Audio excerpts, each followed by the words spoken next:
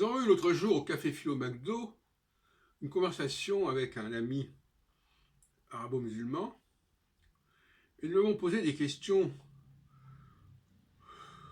sur la question de l'assimilation, de l'intégration. On l'a fait remarquer que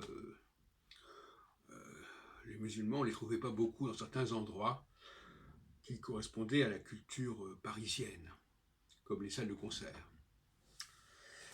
Et puis après, je me suis posé la question suivante, en ce qui concerne les gilets jaunes, et je me suis dit que finalement, peut-être que c'était les musulmans qui avaient raison, et que l'assimilationnisme débouchait inévitablement sur le mouvement des gilets jaunes. Parce que, au fond, l'assimilationnisme, c'est vouloir être comme l'autre, mais aussi, au fond, avoir ce qu'a l'autre. Donc, on est dans un processus d'imitation, d'envie, de mimétisme. Et qu'est-ce que c'est que le mouvement des Gilets jaunes, sinon un mouvement mimétique, finalement? Alors, finalement, j'en suis revenu à l'idée que chaque groupe doit vivre à sa façon et ne pas chercher à regarder ce que fait le voisin, mais à vivre selon ses propres traditions, ses propres coutumes, vestimentaires, alimentaires, linguistiques, etc. Et d'ailleurs, même dans les groupes mixtes que je fréquente, où on a à la fois des Africains et des Asiatiques, on s'aperçoit que dans les réunions, chacun va de son côté. Les Africains restent entre eux, les Asiatiques entre eux. Et donc c'est curieux. Et c'est la même chose. Dans tout ce qui est soi-disant unisexe, comme dans les écoles primaires ou ailleurs, plus tard, eh bien on voit aussi que, même alors qu'il n'y a plus de séparation entre les écoles de filles et les écoles de garçons, eh bien les filles vont d'un côté, les garçons de l'autre. Ce qui montre bien, finalement, plus on essaie de rapprocher les gens, plus on s'aperçoit à quel point ils sont différents. Et c'est plus aisément parce qu'on les sépare qu'on ne s'aperçoit pas de leurs différences. Et quand on les rapproche, on s'aperçoit de leurs différences parce qu'ils ne veulent pas, finalement, rester ensemble.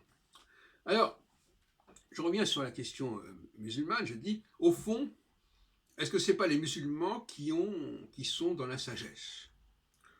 Est-ce qu'il ne vaut pas mieux que chacun reste dans son coin, vive selon ses valeurs, selon ses moyens, plutôt que d'essayer de correspondre à une sorte de profil général, commun, qui débouche, comme je disais, sur les gilets jaunes. C'est-à-dire, voilà, on est tous pareils, donc on doit avoir la même chose. Donc on doit manger la même chose. Donc on doit avoir les mêmes ressources, etc., etc. Et ça, c'est catastrophique pour un État. Et la France est donc victime de sa laïcisation qui fait que l'on tend à estomper les différences religieuses, notamment. Et à partir du moment où on estompe les différences religieuses, on retombe dans ce processus d'imitation de l'autre, de modèle commun, de modèle unique. Et les Gilets jaunes, ils sont pour le modèle unique, finalement, quand on regarde de près, n'est-ce pas? Et au fond, les musulmans, qui ne sont pas d'ailleurs très nombreux, et même très présents dans le mouvement des Gilets jaunes, à mon avis, ils montrent la voie. C'est-à-dire qu'il faut arrêter, avec des gens comme Éric Zemmour, de parler d'assimilation, d'intégration. Bon, d'assimilation, certainement pas, puisqu'il ne s'agit pas de devenir l'autre. D'intégration, de toute façon, on vit en France, même si on vit dans des communautés différentes, on a une forme d'intégration de toute façon, parce qu'il y a une langue commune, il y a un certain nombre de points communs, mais ce sont des choses qui sont en commun. Ça ne veut pas dire que chacun est pareil que l'autre. C'est des choses qu'on partage. Mais partager quelque chose, ça veut dire être pareil. Ça veut dire simplement avoir des éléments en commun, c'est tout. Là aussi, on peut jouer sur les mots. Ce qui est la tentation de beaucoup, d'ailleurs, quand ils sont malhonnêtes intellectuellement. Donc, par rapport à ces 3 vidéos que nous avions faites avec ce garçon, un de mes amis, qui lui avait paru un peu insidieuse, qui lui avait paru un peu déplacé, pourquoi vous ne faites pas comme nous, etc. eh bien on s'aperçoit finalement avec le recul que c'est probablement lui qui a raison et que heureusement qu'il y a des gens comme eux qui ne sont pas tout le temps en train de manifester en disant nous voulons avoir ce que les autres ont, nous voulons avoir les mêmes choses que les autres, etc.